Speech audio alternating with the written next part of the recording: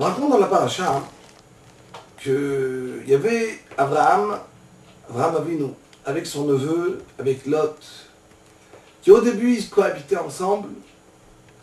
Et voilà que Abraham Avinu, par sa richesse, la richesse de Lot, et les midot qui n'étaient pas extra de Lot, alors ils n'ont pas réussi à cohabiter ensemble, il y a eu des disputes. Et là, Abraham il dit à Lot, écoute, ou toi, ou moi, mais il faut qu'on bouge, on ne peut pas rester ensemble. Et là, Lot, il décide de partir, de bouger. Et il y a écrit dans le passouk, Vaïssa Lot Mikedem. Lot est parti Mikedem. Dis Chazal, c'est quoi Mikedem? Mikadmono Shel Olam. Du moment qu'il a quitté Abraham, alors il a quitté la Torah, il a quitté les mitzvot, il ne faisait plus rien. Il a dit, je ne veux ni Abraham, et ni le Dieu d'Abraham. Demande Rabbi Cheskel Levenstein, comment c'est possible? Pendant des années, il a vécu avec Abraham Avinu, qui est plus grand qu'Abraham, qui lui-même, il donnait des shiurim, il renforçait, il ramenait des gens à la Torah, il ramenait des gens, il les convertissait vers la Torah. Et voilà que le neveu, à peine il quitte Abraham, alors il quitte, il lâche tout. On va dire Rabbi Cheskel, il faut savoir que si une personne ne se travaille pas, il peut vivre avec le plus grand sadique. Mais quand il va vivre avec lui, alors c'est vrai qu'il va bien se comporter. Mais pas parce qu'il change, mais c'est parce qu'il a honte du sadique. Mais en vérité, il est le même. Si quelqu'un ne se prend pas à faire du bien, et pas seulement de ne pas faire du mal parce qu'il a honte du sadique, alors il ne changera pas. Pour pouvoir changer, ça ne suffit pas de ne pas faire du mal.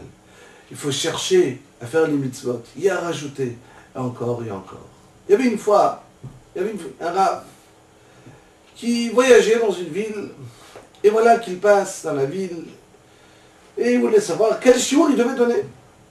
Donc il rencontre le premier, il lui dit, Rabbi Juif, dis-moi, comment ça va les gens de la ville?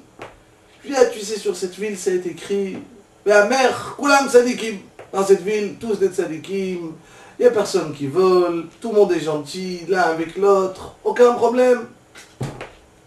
Il rencontre le deuxième, il lui dit, ah, Rav, vous savez, si tout le monde était comme nous, ma chère serait déjà là. Personne ne va faire du mal à l'autre, personne ne va témoigner du mal sur de l'autre, personne ne va voler l'autre, personne ne va envier l'argent de l'autre, personne ne va frapper l'autre. Chez nous, Rav, c'est une ville extraordinaire, aucun problème. Le Rav, il est merveillé, il dit, ah, c'est extraordinaire, une ville tellement magnifique, Baruch Hashem. Puis, et le tfilin, le Shabbat, la Torah, les mitzvot. Il dit, Rav, il ne faut pas exagérer. On t'a dit, on vient, on fait Torah, on ne vole pas, on ne tue pas, on ne frappe pas, il ne faut pas aussi les tfilin, le Shabbat, le talit. On ne fait pas de mal, on est des bons juifs dans le cœur. On ne fait pas trop, c'est bien, ça suffit. Le Rav s'est dit, il faut absolument les attraper, ceux-là. Qu'est-ce que je vais leur dire? Tout à coup, il sent une odeur comme ça, pas extra, qui sent nauséabond, qui sent pas bien. Et il voit qu'il y avait un âne qui était mort, jeté comme ça sur le chemin. Il dit à son élève, j'ai une idée. Vas-y acheter un grand morceau de tissu noir et on va recouvrir l'âne. Il recouvre l'âne et le Rav il se met à côté de l'âne. Il dit à son élève, tu cours à la choule et tu dis qu'on a trouvé quelqu'un qui est mort, met mitzvah, quelqu'un qui est mort, que personne ne va enterrer et qu'il faut fermer tout de suite les magasins pour venir l'enterrer. L'élève il écoute, il court, le Rav il se met à côté donc du Hamor, de l'âne. Et toute la ville, c'était des gens bien. Ils ferment leur magasin, ils se disent, ah là là, c'est qui est mort, on ne sait même pas c'est qui. Tout le monde vient, ils arrivent. L'arabe commence à parler, le Esped, à parler. Il dit, Rabotaï, vous savez très bien que quand quelqu'un il meurt, et qu'on ne sait même pas c'est qui l'a tué, alors il faut faire tchouva, Et en plus, quand le mort ici aujourd'hui, c'était un grand tzaddik. Le mort de chez nous, vous savez très bien, c'est quelqu'un qui n'a jamais dit du lachon hara. Celui d'ici aujourd'hui, même pas des paroles en plus, il disait toute sa vie, il faisait le jeûne de la parole. Et là, tout le peuple commence à se dire, mais c'est extraordinaire, on avait un tzaddik parmi nous. On ne sait même pas c'était qui, c'est pas possible, c'est qui celui-là?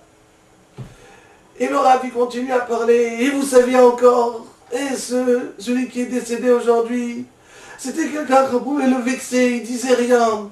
On le frappait, il ne répondait pas. Il donnait son dos à tout le monde. Il aidait chacun.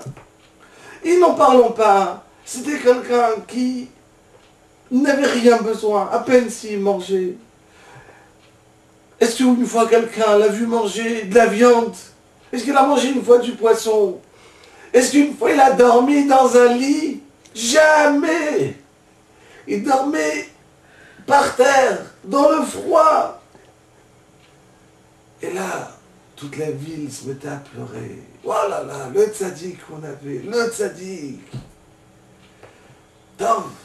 Et là, le Rav avait dit, Rabotai, qui va maintenant avoir un grand tzaddik comme lui? Allez, venez, on va tous partir le demander Mechila. Et toute la ville se rapproche du mort. Quoi. Et là, il enlève le drap noir. Et tout le monde qui hurle. Ah, c'est un âne. Et tout le monde énervé se regarde le Rav. Rav leur dit, attendez, il a parlé du voile de la shonara. Il a fait du mal à quelqu'un. Est-ce qu'il a mangé du poisson? Ce que j'ai dit, c'est vrai. Mais quoi? Ça reste un âne. Pas parce qu'il n'a rien fait. Il a son problème. Il n'a pas fait Shabbat, il n'a pas mis les tefilines, il n'a pas mis... Mais faire du mal, il n'a pas fait du mal à personne. C'était un tzaddik. Aucun lachon hara. Il aidait tout le monde. C'était reste un âne. Mettez-vous bien en tête. Celui qui fait juste que ne pas faire du mal, faire du bien entre les amis, c'est comme un âne. La Torah nous demande d'être beaucoup plus haut que ça. De se renforcer, de faire Torah mitzvot, et se rapprocher d'Akadosh Baruch Hu. Et c'est seulement celui qui va faire Tfilin, Tzitzit, Shabbat, Limud Torah, alors qu'il va changer effectivement ses midot et de réussir de se rapprocher d'Akadosh Baruch Hu. Kol Tov, Shavua Tov.